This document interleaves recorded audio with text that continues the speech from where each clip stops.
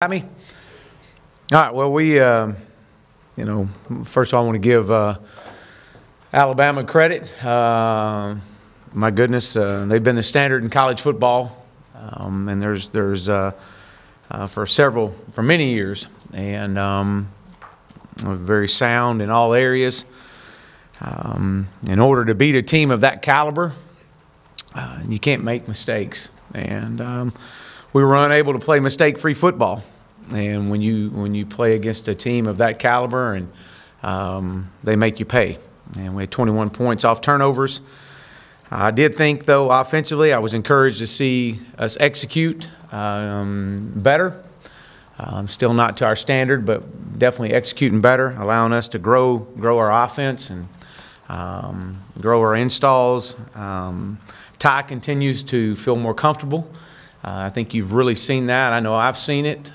We've seen it over the past few weeks, and the more he plays, the more comfortable he gets. But I did think that this unit definitely improved.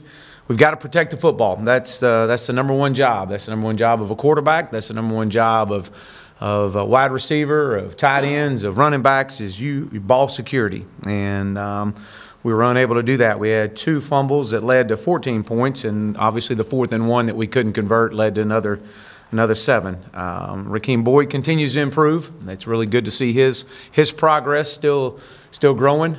Our tight end production continues to improve. We had 9 explosive plays. We were 5 of 6 in the red zone. We were much better on third down offense, but there's still a lot of room for improvement. Defensively, I did not think we gave ourselves a chance. We got out-leveraged starting on the first play of the game, and it happened several times throughout the game. And with a team of that caliber of speed, it doesn't take much to get you out-leveraged. We only got them in 6 third-down opportunities. When we had opportunities to make plays and make stops, and it didn't go our way on a certain play, we were unable to let that play go and play the next play.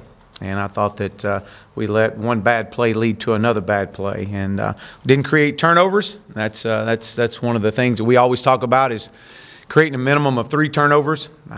But there were times that there were some good things that happened. There were 4th and 1, the score was 21-7, and we found a way. We just couldn't be as consistent as we needed to be, especially against a team of that caliber.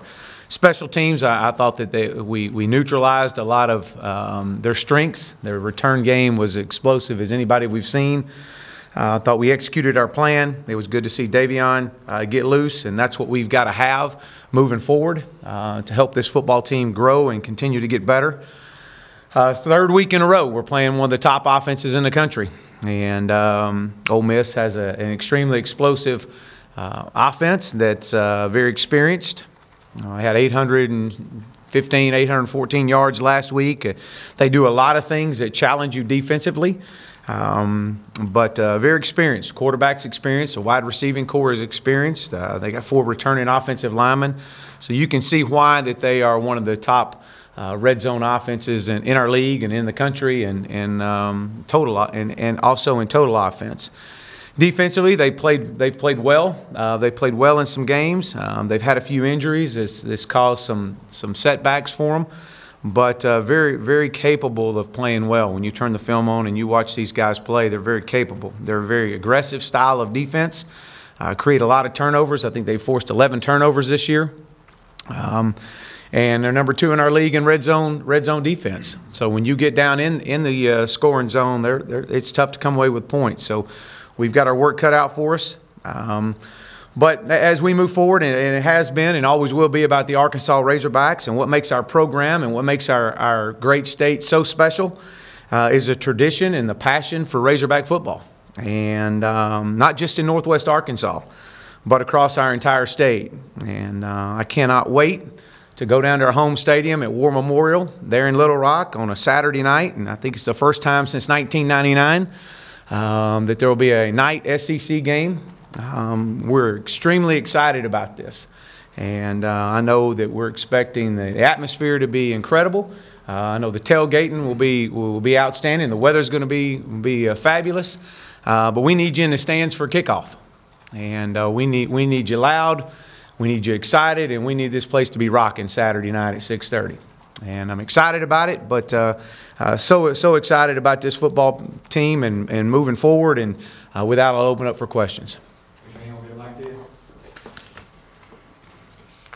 Hey, Chad, 2 questions. First off, do you plan to bus or fly to Little Rock and back? What are your plans travel-wise? We will fly. There and back? Okay. The second one, when you give up 639 yards, 65 points, do you look at personnel changes potentially on defense? How do you address that this week? Well, I think you're always looking at personnel changes and competing at different positions. And that whether you gave up 300 yards or 600 yards, you're always looking at how you compete out on the field and being able to have the competition that you need and have at practice to keep pushing each other and continue to grow. Just one, Brian Wallace's status, and then the other would be just to people start comparing scores, and they'll go to that, Ole Miss getting beat by Alabama 62-7. Do you kind of warn your team about that, or just say, disregard comparing scores like that? Well, first of all, Brian will be back. We anticipate him coming back, and when you start looking at scores, it's really, there's a lot of different things that play into the mix. I mean, it's about us. It's about us getting better. And how can we focus on our process of just improving every day? And you don't have to look far. I mean, you can look at that. You can look at the records and see. Well, I mean, from their record to our record. I mean, we got a lot of things we need to worry about inside our own house. I want to ask you about the evolution of the offense. How it's come about that 4 weeks ago you didn't do this kind of thing, and then you did it against Alabama. And Ty mentioned that y'all borrowed a play from the Chiefs. So I'm just kind of wondering, how the plan came about last week. Well, I mean, you're always looking for innovative ideas and things that you look at and to continue to grow. But a lot depends on the comfort zone of Ty and his progress and what he feels like that you can continue to add to him and not overload not just him but all our guys. And so I would say we're probably 30% of the offense is installed, but we'll slowly add to it. But we'll only add to it, as I say every week, is what we can execute and what we feel comfortable with. There's a lot of things we'll go in with on a Tuesday and we'll take out by Thursday because we just can't execute at the level we need to be at. Coach, a couple questions. Our status of DevWall for this week, and also with recruiting in Little Rock, I know there are some stipulations on, I think you can bring recruits there. I don't know if you can, what kind of communication and kind of other stuff you can do with them. Yeah, the recruits can get tickets. We cannot have any interaction with them there at the stadium. We anticipate DevWall being back, and we'll know more on Tuesday. They had a game against Ole Miss in 15, and so I guess this was your first year at SMU, and it's called the Henry Heave around here. And I'm wondering, during the course of your week, did you see have you seen any of the highlights? Because it's a 4-game winning streak Arkansas has, and that was kind of the play of the year, that one. Yeah, I've seen the play, and I've had a chance to watch it, and obviously just the just sums up the never give up attitude, the never give up fight. And I think that you saw that on that play, and guys were not giving in and giving up. I know you've talked a lot in here about how you're involved in the offense and defense and all that. It looked like you may have been more involved a little bit with the play calling on Saturday, just from a perspective of Joe and I work great together. He's calling it, and he and I are communicating every play. I mean, if I don't like something, I'll say it. I'll offer a suggestion. I mean, he and I got a great relationship as far as it goes. And I'll know what I want, and I'll say it, and he'll get us in it. And but we work together with that, and I'm excited about the progress that we've made, offensively over the last few weeks. Warren, just kind of what brought him around. So as I recall, he got hurt earlier in the year, and just when did you start feeling confident in him again? And also T.J. Hammonds, was he hurt or anything as far as not playing? Or no, T.J. wasn't hurt. We felt like that. Obviously the progress of Rakeem and the way he's been playing, and And as far as Davion, it was a he got hurt in practice, and it's just really now kind of getting back to his full speed. So we'll continue to. He's such an electric return guy and does some really good things to get the ball out on the edge to him. But we need to continue to find ways to get him the ball. With getting Cole Kelly, having a package for him, in this day and age, if a guy loses a starting job, a lot of times he's transferring or maybe he's going in. I've seen a lot of guys going to shells or whatever you want to call it. And you've obviously found a good package for Cole. Kind of how'd that evolve, and just how you thought Cole has handled that whole situation after that really tough game against North Texas? Well, I think when you look at Cole, and I've said it in here, he's a fierce competitor, and he's like all of them. They all want to play. But he has accepted his role. He's become a great team player, very encouraging when you hear him on the sidelines, and encouraging and understand what his role is, and he's excited about it. And and he'll be the first to tell you he just wants to do what he can to help this team win. And so that says a lot about him. And I got a lot of respect for a guy that has taken on on his role of this football team. Coaching staff not necessarily give up on a guy, but if a guy's not doing what he's supposed to do, he kind of gets pushed back. With CJ, what did you see in him to keep driving him, and how much of a success he's had so far, just to get him to that point? Yeah, well, first of all, we're not going to give up on anybody. We love each and every one of these young men, and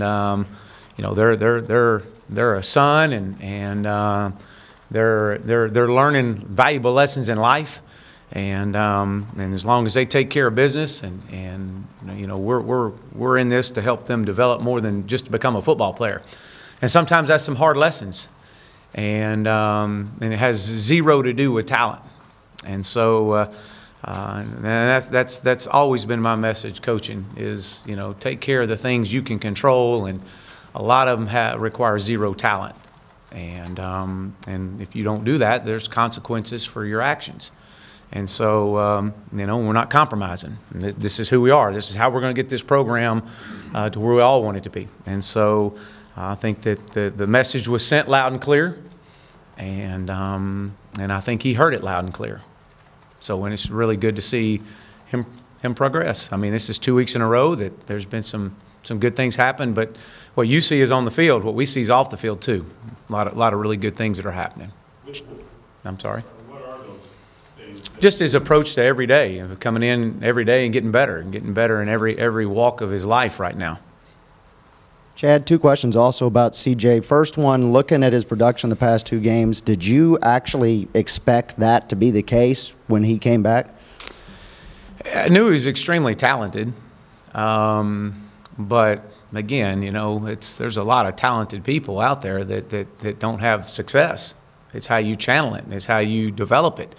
And so he has taken on the role and the responsibility of one of our pillars of our culture is accountability, and he's taken some accountability in this process too. And I think that when you see the way he has practiced the last couple of weeks, you understand that, wow, you have a very bright future, and we're here to help you see it. Knowing some of the top tight end recruits that you're trying to bring in, what has been kind of the reception from them and seeing CJ do this in the offense these past 2 games? Well, I think not just CJ, but I mean you had a lot of guys. I think our tight ends caught 9 balls last week, and targeted another 4 or 5 more times. I think this has been a progress of I think there's a lot of things that go involved here. Tom mentioned earlier about the growth of our offense, and so where we were early in the year, we weren't there yet. We just weren't. There's a lot of inconsistencies, and we had to get some things fixed before we could start getting all the puzzle pieces in place.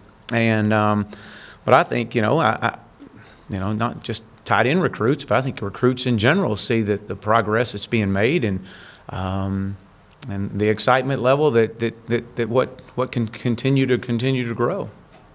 You've seen some upper-level receivers this year, the Colorado State kid a couple last week. Where does Brown kind of rank, and what do you see from him? He's every bit as good as anybody we've seen this year. There's no question on that. He's very explosive. He's a great competitor. The guy gets a ball in his hand. AJ he's electric with it.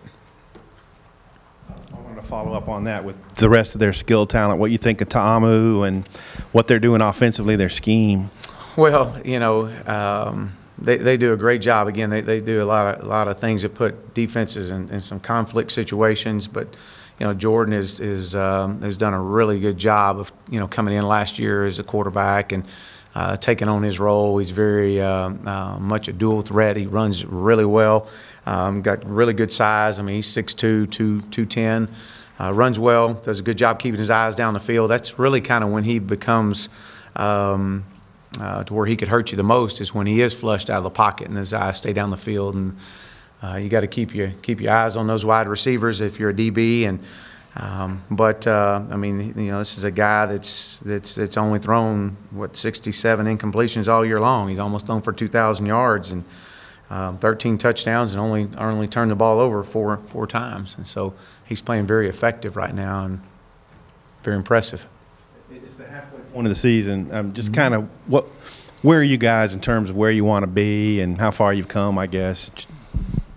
Well, I think you could look at it. You could break it down by quarter if you wanted to. You got the first 3 games and the last 3 games. I mean, it's. I think that we've seen progress in a lot of areas. Obviously, that we haven't gotten to where we want to as far as the win column. But we're going to continue to focus on getting ourselves better, and that's what I would say. I would say that if you ask me, this is a football team that has gotten better, that continues to play hard and continues to fight and give the great competitive effort, and with that, the results will come. We'll just continue to focus on ourselves and the process of getting better every day. You'd held Auburn and A&M to relatively low offensive, and then you said you got out-leveraged against Alabama. I wonder how much of that was mistakes that your guys made and against the speed and the talent that Alabama has. Well, as I mentioned earlier, I think you have to give them a lot of credit. They are very sound in all areas. I think it's a combination of both. I think that we, when you play off of somebody and you give a wide receiver a little bit of room, I think it really shows what kind of speed they have, because we played a little bit off of them, and when they did, they caught some underneath balls and were able to pull away and separate. And I think that says a lot about their team speed. They're very fast and very explosive. There were some screenshots after the game Saturday appeared your guys getting held. Are there plays that you're turning into the office that address with that? Well, we turn in plays each and every week just for our own knowledge of how we can coach better and teach better, and so we do that each and every week. Hey, Chad, I was back in '98 when Hal Mumme was a Kentucky coach. He got asked on a teleconference if Tennessee or Florida had a louder stadium. He actually said Little Rock was the loudest place he'd been that year. And Mike Leach was a coordinator that year, and he mentioned, like last year, I don't remember why, but he mentioned how loud it was. Have you heard about that? And I know, you're looking forward to going there when it's not 30 degrees and snow flurries and stuff like it was in the spring. Well, I'm excited to go. I have heard so much about War Memorial, and obviously being a college football fan growing up and all the great history that has occurred in War Memorial Stadium, and to be a part of it and to be standing on the sidelines of where history has been created, I'm extremely excited to be a part of this, and look forward to the loud, excited, rowdy environment that we know that our fans are going to be out in full effect and ready to go to support these Hogs. Coach, how have you seen the offensive line grow throughout the first 5 weeks? Well, I think a lot with very similar to what our team has done.